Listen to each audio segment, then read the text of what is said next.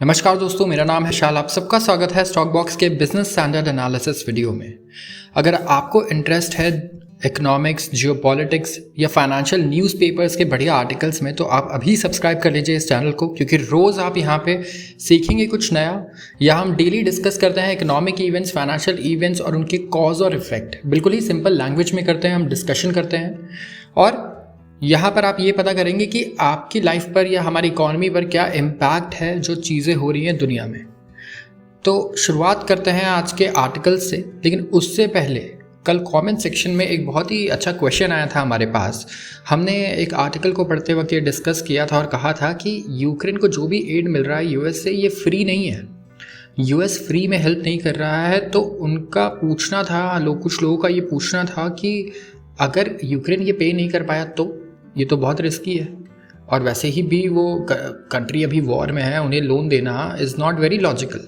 But देखिए, मैं आपको बता देता हूँ, ऐसा हिस्ट्री में पहली बार नहीं हुआ है जैसा हमने बताया था, और इसके बारे में आप पढ़ सकते हैं जाकर। मैं आपको डिटेल्स थोड़ी बहुत ही बता पाऊँगा यहाँ पर। सबसे पहले आप ये देखिए कि प्रेसिडेंट जो बाइडन ने एक लैंड लीज एक्ट साइन किया था यूक्रेन के लिए। ठीक है, लैंड लीज ये जो है ऐसे वर्क नहीं करता कि आप पे नहीं कर पाएँ या आप कब पे कर रहे हैं। देखिए, जब कंट्रीज़ वॉर के सिचुएशन में होती हैं तभी ये लैंड लीज एक्ट जो है वो आता है यहाँ पर। और यहाँ पर यूएस के इंटरेस्ट को बचाने के लिए आता है। यूएस ये कहता है कि इन कंट्रीज़ अगर जैसे ये वॉर हार जाएं तो उससे यूएस को खतरा हो सकता है। तो ऐसा हुआ था जब वर्ल्ड वॉर 2 के टाइम पे जब वॉर हुआ था, तो ब्रिटेन को भी ऐसे ही मदद की गई थी यूएस द्वारा। वेपन्स दिए गए थे, बहुत सारे एड्स दिए गए थे, राइट। तब जर्मनी के अगेंस्ट वॉर था और जापान के अगेंस्ट था। तो यहाँ पर आप देखें, वो जो हेल्प थी एक तरीके से वो लैंड लीज के थ्रू थी। तो यहाँ पर जब ब्रिटेन रिकवर कर रहा था, जब वॉर ख़त्म हो गया, उसके बाद सबसे पहले तो जो कंट्री को रीबिल्ड किया गया, वहाँ पर कंडीशन ये रहती है कि वहाँ पर यूएस की कंपनीज़ को कॉन्ट्रैक्ट मिलेगा उस कंट्री को रीबिल्ड करने का, जैसा कि तब हुआ। और जो पैसा था, पूरा डेट जो खर्चा था यूएस का, वो ब्रिटेन ने पूरा रीपे किया है विद इंटरेस्ट, और रशिया ने भी किया है, और ये इन्होंने किया है 2006 तक। तो आप ये सोचिए, इतने सालों बाद तक ये उस डेट को रीपे कर रहे थे, 2006 तक, जो लैंड लीज के थ्रू इन्होंने हेल्प ली थी। और यहाँ पर यूएस को काफ़ी फ़ायदा भी होता है, क्योंकि अगर आज आप वॉर पे और मैंने कहा मैं आपको वेपन्स दे रहा हूँ, तो मैं आउटडेटेड वेपन्स जो 50 साल पहले मैंने डीकमीशन कर दिए थे, मैं वो दूंगा आपको सबसे पहले। अच्छे वेपन्स मैं आपको कभी दूंगा नहीं जल्दी से। तो यहाँ पर यूएस को इससे काफ़ी कुछ फ़ायदा भी होता है। आप लैंड लीज एक बार सर्च कर सकते हैं गूगल पर और इसके बारे में और पढ़ सकते हैं। ब्रिटिश को किस तरीके से वेपन्स दिए गए थे, जितने भी ब्रिटिश आर्मी थी और जो भी एलाइज थे यूएस के, और किस तरीके से इन्होंने रीपे किया अगले 100 साल 80 साल तक, ऑलमोस्ट 2006 तक किया। तो 100 साल तो नहीं हुए, लेकिन अच्छा खासा ये टाइम था। और यूक्रेन भी जब रीबिल्ड होगा, पूरी इकोनॉमी को, कंट्री को जब रीबिल्ड किया जाएगा, तो यहाँ पे जितने कॉन्ट्रैक्ट्स हैं मेजर, वो यूएस को मिलेंगे। वो पैसे का जो इनफ्लो है वो यूएस में आना चाहिए। तो इस तरीके की कंडीशंस होती हैं यहाँ पर। अब आते हैं आज के आर्टिकल्स पर। तो आज सबसे पहला आर्टिकल क्या है? सबसे पहला आर्टिकल हम डिस्कस करने वाले हैं कुछ सीईओज़ की सैलरी, जिससे शायद सुन के आप हैरान हो जाए, मुझे लगता है। यहाँ पर आप देखेंगे इंडिया में जो हमारे सीईओज़ हैं बड़ी बड़ी कंपनीज़ के, सारे सीईओज़ को ऑफकोर्स इतनी अच्छी सैलरी नहीं होती, लेकिन आप देखिए नंबर 1 पे आप गेस करिए कौन होंगे। यहाँ पर नंबर 1 पर हैं टाटा सन्स के चेयरमैन नटराजन चंद्रशेखरन, जिनको मिला 113 crore as a remuneration for 2022-2023। इसमें 100 करोड़ का कमीशन था ऑन प्रॉफिट। तो अभी उनकी 60 साल की उम्र है और वो चेयरमैन हैं टाटा सन्स ग्रुप के पूरे, ठीक है। और 109 करोड़ का इनका रेम्यूनरेशन था 2021-2022 में। ये हाईएस्ट पेड सीईओ हैं इस वक्त कॉर्पोरेट इंडिया के। इसके बाद आते हैं पवन मुंजल, जो चेयरमैन और होल टाइम डायरेक्टर हैं हीरो मोटर कॉर्प, जो मोटरसाइकिल बनाने वाली कंपनी है, 2 व्हीलर मैन्युफैक्चरर। उनकी सैलरी थी 99.6 करोड़। और theory Delaporte, managing director of software exporter Wipro, इनकी सैलरी थी 82.4 करोड़। यहाँ पर आप लिस्ट फोटोज़ देख सकते हैं सबकी।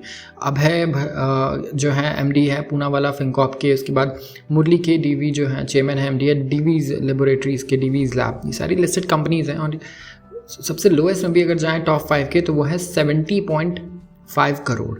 ये आप सोच रहे होंगे जो इंडिया के सबसे रिचेस्ट आदमी है मुकेश अंबानी, जो मैनेजिंग डायरेक्टर है रिलायंस इंडस्ट्रीज़ के, इनकी सैलरी कैप्ड है 15 करोड़ पे, तो वो उससे ज़्यादा नहीं बढ़ सकती। और जो चेयरमैन है गौतम अडानी एंटरप्राइजेस के, उनको सैलरी मिली है 2.39 करोड़ की अडानी एंटरप्राइजेस से।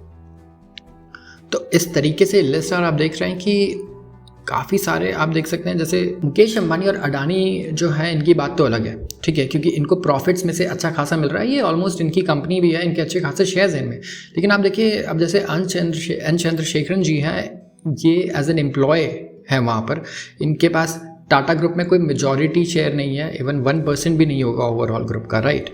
तो यहाँ पर इसीलिए ये भी एक रीज़न हो सकता है कि इन्हें इतना अच्छा पे दिया जाता है, क्योंकि बाकी जो ग्रुप हैं इनके सीईओज और मैनेजिंग डायरेक्टर्स प्रमोटर्स भी हैं उस कंपनीज़ के, तो वो उससे काफ़ी पैसा कमा लेते हैं। यहाँ पर आते हैं अगले आर्टिकल पर। अब ये अगला आर्टिकल ये बहुत ही इंटरेस्टिंग है। कल ही हमने चाइना के डेटा के बारे में कुछ डिटेल्स पढ़ी थी। चाइना का डेटा बहुत डिसअपॉइंटिंग आ रहा है ग्रोथ का। जो कंज्यूमर सेक्टर है वो डिफ्लेशन में आ गया है, और मैं आपको अभी भी बता दूं, इन्फ्लेशन से ज़्यादा खतरनाक डिफ्लेशन होता है। महंगाई बढ़ रही है, उसे कंट्रोल करना ईजी है, लेकिन जब गिर रही होती है महंगाई और नेगेटिव चली जाए, उसे हम कहते हैं डिफ्लेशन, और इससे रिकवर करना आसान नहीं होता। ये बहुत ही बैड न्यूज़ होती है किसी भी इकॉनमी के लिए। हम देखें कि दुनिया की सेकेंड लार्जेस्ट इकॉनमी अभी भी डिमांड को रिवाइव नहीं कर पाई है। डिमांड वहाँ नहीं बढ़ रहा। अब देखिए, डिमांड प्रोडक्ट्स का कब नहीं बढ़ेगा? या तो लोगों की इनकम सैलरी कम कर दो, जो कि यूजुअली हो सकता है। ऑफ कोर्स सैलरी बढ़ ना रही हो तो वो भी घटना ही एक तरीके से। उसके बाद आप ये देखें कि एक रीज़न ये है कि वहाँ अनएम्प्लॉयमेंट बहुत ज़्यादा बढ़ गया, तो कमाने वाले लोग ही कम हो गए।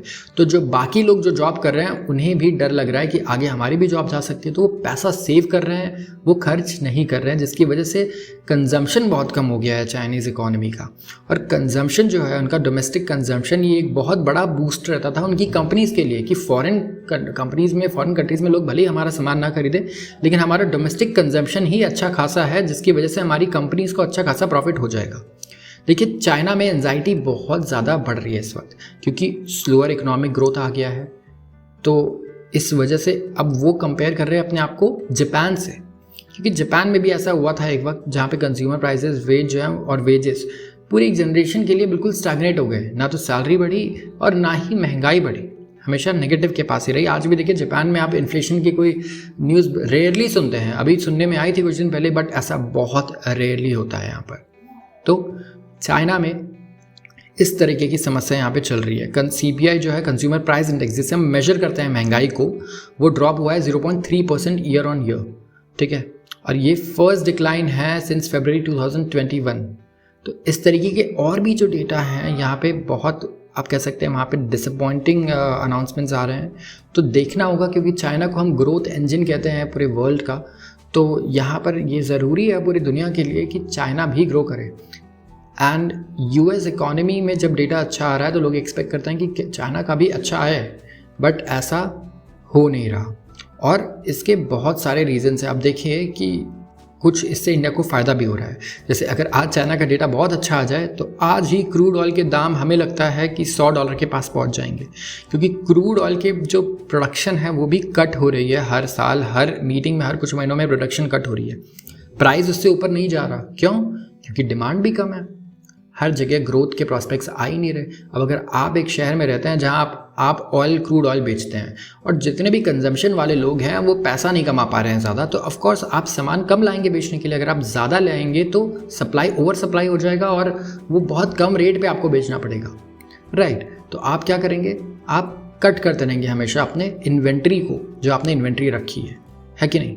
लेकिन अगर अचानक से आप देखें कि टोटल 100 में से 30-40 घर ऐसे हैं या 50 घर ऐसे हैं जहाँ पे अचानक से इनकी सैलरी बहुत बढ़ जाए, उनका कंजप्शन ऑफ कोर्स बहुत इंक्रीज़ हो जाएगा, तो थोड़े दिनों के लिए टेम्परली आपकी जो भी क्रूड ऑयल आप बेचते हैं वो अच्छे खासे दाम पर बिकना शुरू हो जाएगा, क्योंकि डिमांड बहुत ज़्यादा बढ़ जाएगी। ये बहुत ही बेसिक डिमांड सप्लाई मैं आपको समझा रहा हूँ। ऑफ कोर्स यहाँ पर चीज़ें थोड़ी ज़्यादा कॉम्प्लिकेटेड होती हैं, क्योंकि यहाँ पे जियोपॉलिटिक्स भी इन्वॉल्व होता है, राइट। बट ये बेसिक प्रेमिस समझना आपका बहुत ज़रूरी है। तो आज के लिए बस इतना ही। अगर आपको ये वीडियो पसंद आई हो तो ज़रूर इसे लाइक करें और चैनल को सब्सक्राइब करना तो बिल्कुल ना भूलें अगर आपको इस टाइप का कंटेंट पसंद है। धन्यवाद।